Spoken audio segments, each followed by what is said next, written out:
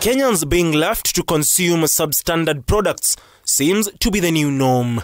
Millions may have ingested substandard edible oil imported between May and November of last year, according to a report by KEBS tabled before the Senate Committee on Trade. During this period, 73 consignments were imported, with 44 approved for sale to the public, having had the certificate of conformity.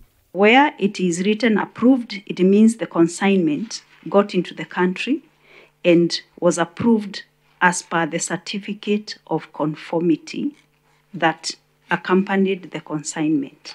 However, in a surprising turn of events, the Kenya Bureau of Standards revealed that it tested 8 out of the 44 approved consignments for surveillance purposes and found them unfit for human consumption. Number 2 on that same Annex 2 is written rejected. Number 13 is rejected. Number 37 is rejected. Number 68 to 71 is rejected.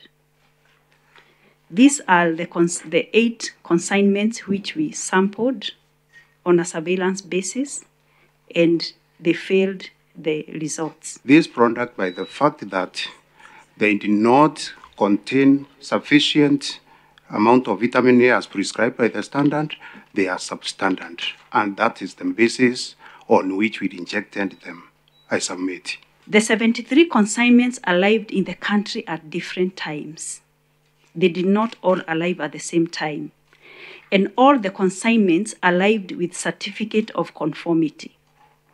In a normal situation, once goods arrive in the country with a certificate of conformity, we do not intervene and do sampling.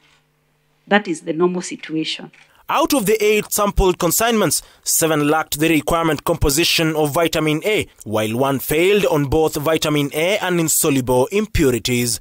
These consignments, said to be unfit, were imported from Malaysia through 3 companies: Multi-Commerce, Ascent Group and Innowangs. With the 8 consignments deemed unfit, the remaining 36, translating to millions of liters of potentially unsafe oil, had already been released to the Kenya National Trading Corporation and could have been distributed for sale nationwide, despite not meeting the required standards. So we picked 8 consignments and tested. In the meantime, all the others which had been accompanied by certificate of conformity, we had released them to KNTC. However, Gary stated that the authority did notify KNTC after conducting the tests. We communicated to KNTC on the rejection of the consignments that failed based on the test reports that we did. Besides writing a letter to SGS, what action did you take to make sure that these goods are not released to the community? You want to tell us that the others which were out there were to just be released to KNTC and be supplied to Kenyans without you following up to know this was part of that consignment, and you can do nothing about that? The managing director noted that even though a letter was sent to KNTC, the oil was not destroyed, as the case is still under active investigations.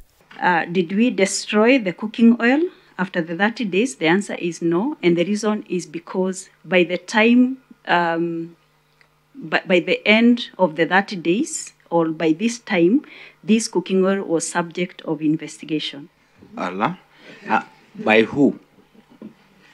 There were already investigations going on by DCI. In what appears to be a recurring trend, months after farmers were sold substandard fertilizer, millions of Kenyans might have consumed at least 20 million liters of substandard edible oil. Question is, just who will protect Kenyans from the circus of substandard products? Ian Keitani, K24 TV, Nairobi.